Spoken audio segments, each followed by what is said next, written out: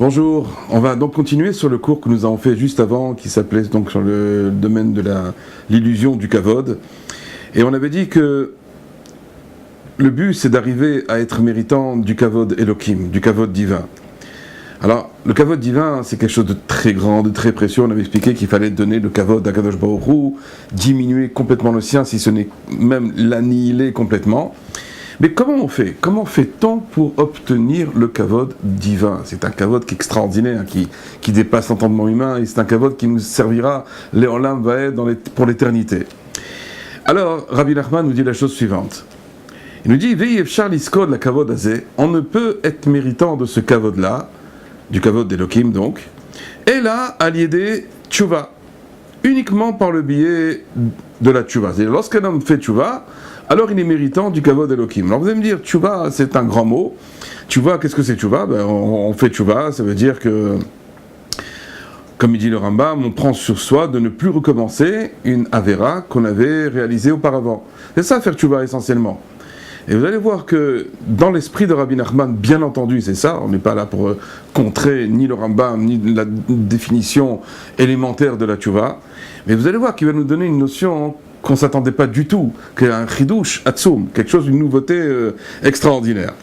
Donc cette tchouva-là, c'est-à-dire quoi? Par exemple, même lorsqu'un homme, Akadosh Baruch Hu lui a donné du sechel, lui a donné de l'intelligence, et qui comprend que le kavod appartient uniquement à Akadosh Baruch Hu, et que lui-même il est décidé à diminuer complètement son kavod, et tout donner à Akadosh Baruch Hu et ne rien vouloir pour lui, il ne peut accomplir ceci qu'à partir du moment où il aura fait tchouva sur ses fautes. Car il faut savoir, quel est le problème lorsqu'on réalise une avéra?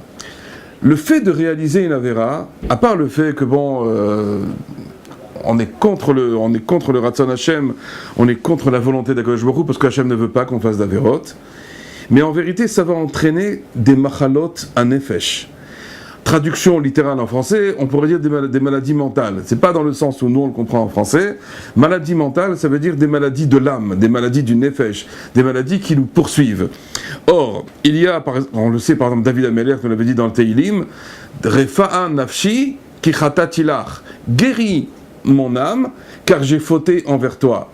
Donc comment je fais maintenant pour arriver à la guérison? Bien c'est à partir du moment où je fais tchouva. Refa nafshi, guéris mon âme. Il y a besoin de guérison, c'est-à-dire l'âme, elle est malade. Pourquoi? Parce que j'ai fauté. Donc c'est la faute qui a entraîné que l'âme est devenue malade.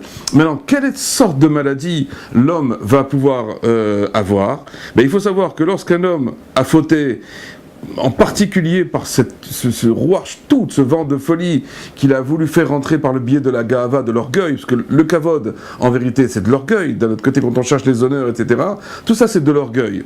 Donc on a fauté, en vérité, par le biais de la gava, le biais de l'orgueil. Et il faut savoir que Kadosh Baruch Hu dit la chose suivante, Ani vabal gavtan, lo yuchlu la dour beyachad, que moi et l'orgueilleux, on ne pourra jamais demeurer ensemble. Donc ces maladies mentales, ces maladies du nefesh, par quoi elles vont s'exprimer? Bien parce que par le fait qu'un homme va commencer à rechercher le kavod. Et un homme comme ça qui donc souffre de maladie de l'âme, et bien donc de la maladie de la poursuite des honneurs, automatiquement qu'est-ce qu'il va commencer à avoir? Il va plus avoir de bitachon atzmi. Il va plus avoir de confiance en soi. Il va être ce qu'on appelle Nifga, ça veut dire, c'est la maladie française qu'on appelle la susceptibilité.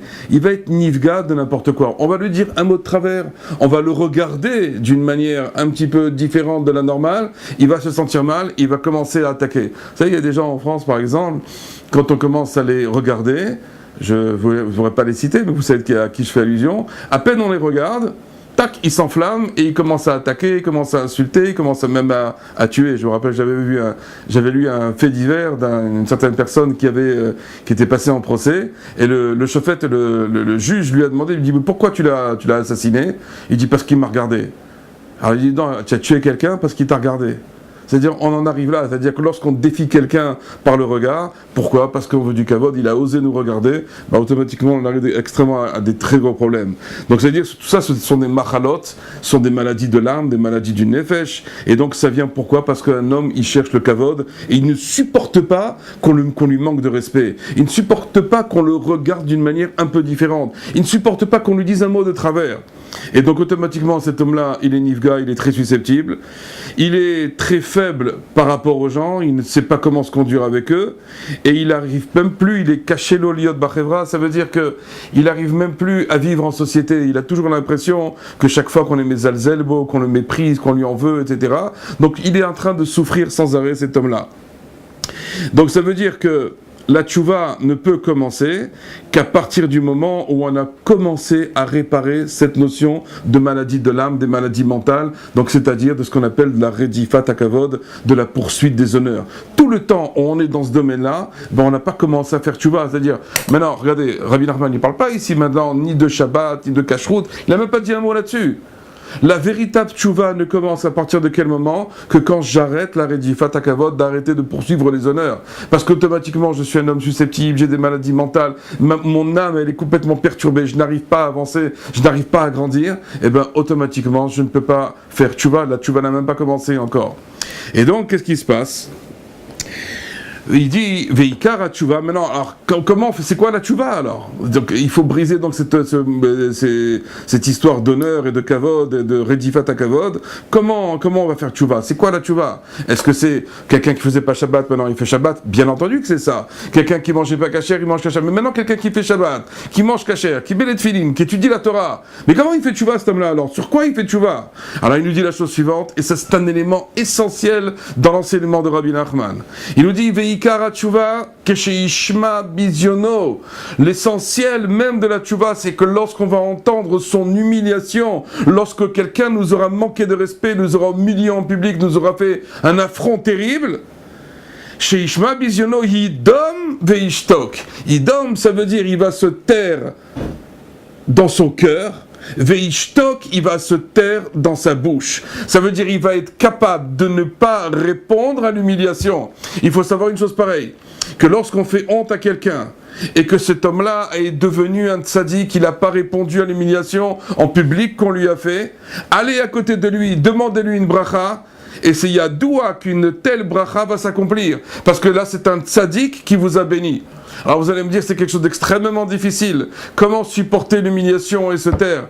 Mais ça peut être l'humiliation aussi peut venir de la part de sa femme. L'humiliation peut venir de la part de ses enfants. L'humiliation peut venir de ses élèves. Elle peut venir de son maître. Elle peut venir des gens de la Keïla. Elle peut venir de partout. On ne sait pas d'où ça peut venir. Ce qui est sûr, c'est que je ne saurai que j'ai fait tchouva qu'à partir du moment où j'aurai vécu une telle expérience, que Dieu nous en préserve, que j'aurai vécu une telle expérience et que j'aurai su comment ne pas répondre à cet affront. C'est à partir de ce moment-là où je serai arrivé à ce qu'on appelle la maîtrise de soi.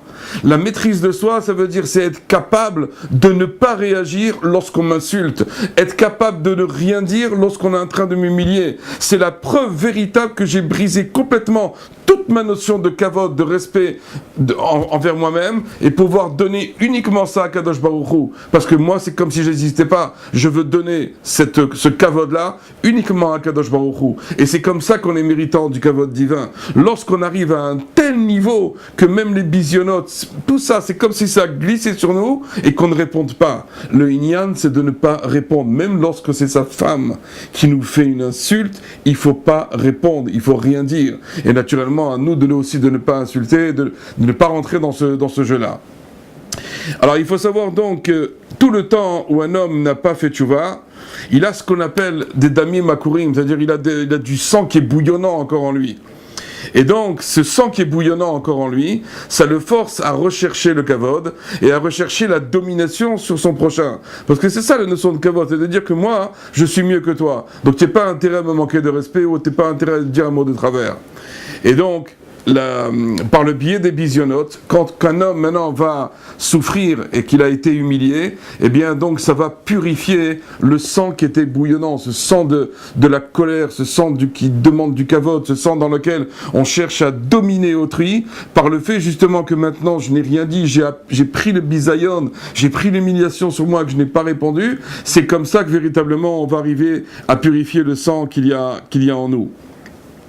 Alors, peut-être il y a d'autres choses qu'on va dire, on va parler peut-être dans le troisième cours des différentes formes de bisionotes, des différentes formes d'humiliation, et on va voir combien ils nous touchent dans la vie de tous les jours. Je vous dis à très bientôt pour le prochain cours.